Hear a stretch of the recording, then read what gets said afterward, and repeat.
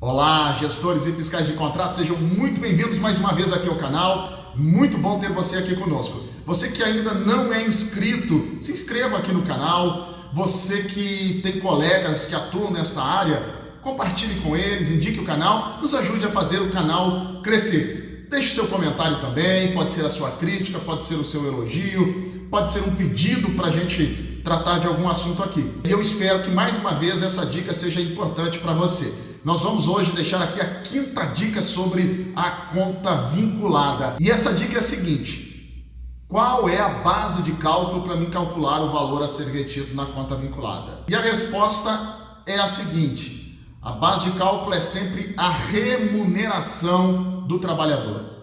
Remuneração e não salário. A remuneração é tudo aquilo que compõe, a remuneração propriamente dita do trabalhador.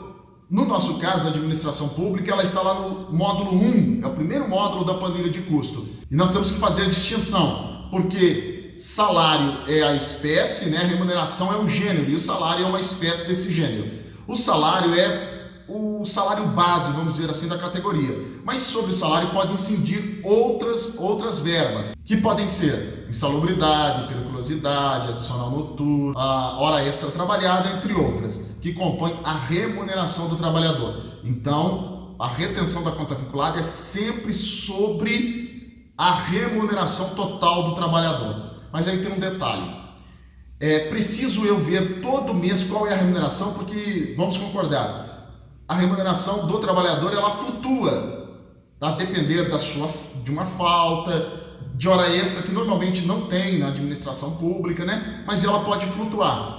Então eu preciso todo mês pegar do contrato grande a remuneração de todo trabalhador e colocar na minha planilha para poder calcular isso? Bom, isso seria um mundo perfeito, ideal, mas a gente sabe que a maioria dos gestores dos contratos, eles não têm tempo para fazer isso, São muitas atividades, eles normalmente não são apenas gestores de contratos, eles têm as outras atividades lá no órgão, na instituição onde eles trabalham. Pois bem, então, uma dica: se você pegar a remuneração padrão do trabalhador que ele deveria receber, independente se ele tem uma redução devido a uma falta ou se ele tem um acréscimo pontual naquele mês, e você utilizar sempre essa remuneração padrão, a diferença é muito pequena. E na prática as empresas não reclamam, não complicam, porque para elas também é complicado fazer esse cálculo e a diferença é muito pequena. Então, se você pegar sempre a remuneração padrão, remuneração e não salário, a remuneração padrão daquele trabalhador e calcular o valor a ser retido na conta vinculada, simplifica para você, simplifica para a empresa e as empresas acabam não reclamando.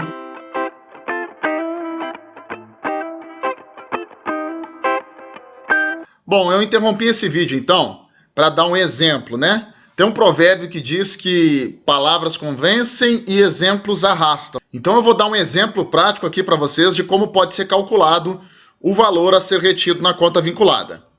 Nós temos aqui o módulo 1 da nossa planilha de custos, que é a composição da remuneração. Eu já disse aqui nesse vídeo que a remuneração é o total, deste módulo, tem outras verbas que podem incluir na remuneração.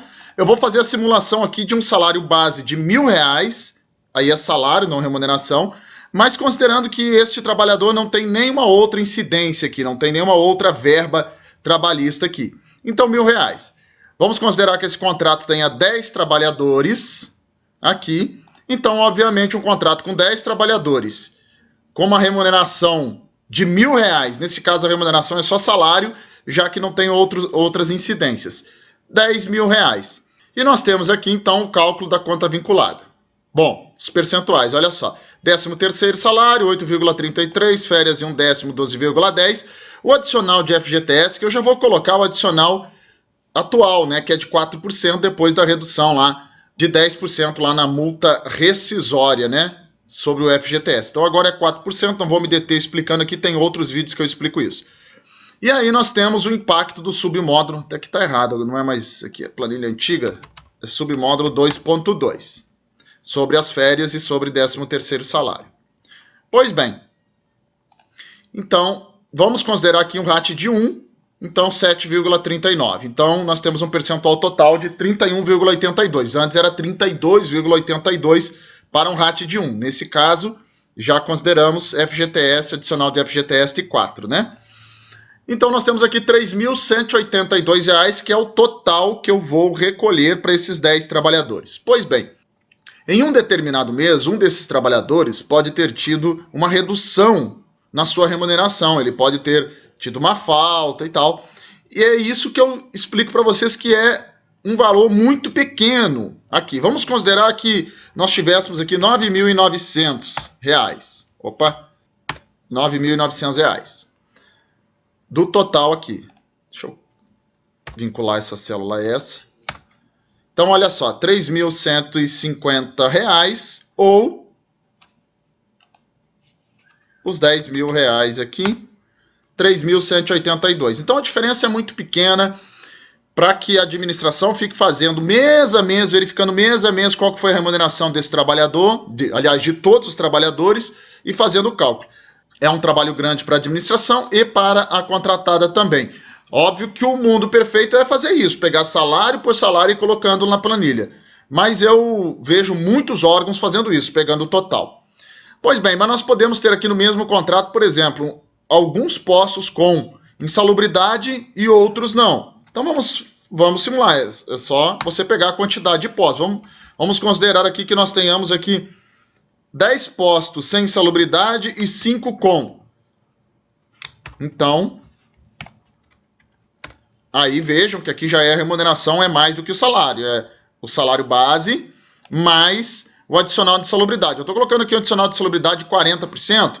É óbvio que a insalubridade é sempre sobre o salário mínimo, né? Regional. Mas só para facilitar o nosso cálculo. Então nós temos aqui R$ 1.000 de salário, 400 de insalubridade, que dá um total da remuneração de 1.400 e 5 postos.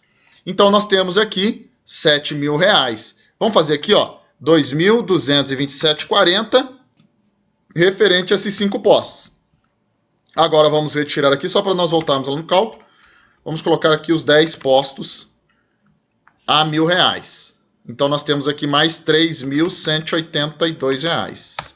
R$ 3.182 para 10 postos com salário de 1.000 e R$ 2.227 para 5 postos com remuneração, salário não, né? Com remuneração de 1.400, que foi o cálculo que a gente já fez. Então nós poderíamos aqui, numa conta muito rápida, fazermos a conta de 2 tipos de postos.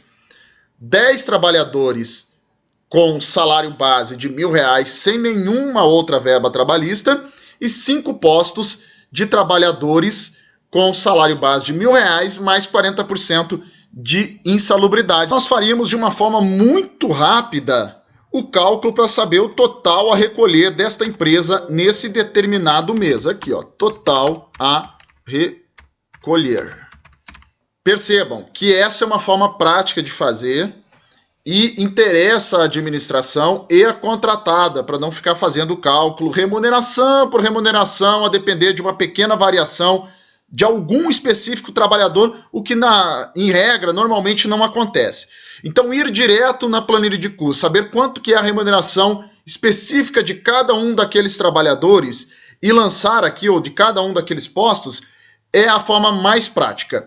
É bom lembrar também que se a administração recolher em algum momento alguns reais a mais, isso não significa que a empresa está sendo prejudicada, porque se um valor é recolhido a mais, alguns reais em um determinado mês, isso retorna para a empresa, nem que seja no final do contrato, quando a administração libera o saldo da conta vinculada. Então não existe prejuízo à empresa, é uma forma de facilitar o cálculo. É óbvio que o mundo perfeito é pegar todo mês cada uma das remunerações com as suas pequenas variações, se houver, e fazer esse cálculo. Mas se fizer assim, direto, na planilha de custo, sabendo qual que é a remuneração de cada posto, simplifica para a administração, simplifica para a contratada e não há prejuízo para ambas as partes. Então é isso, essa é a nossa quinta dica da conta vinculada e fiquem todos com Deus, até a próxima.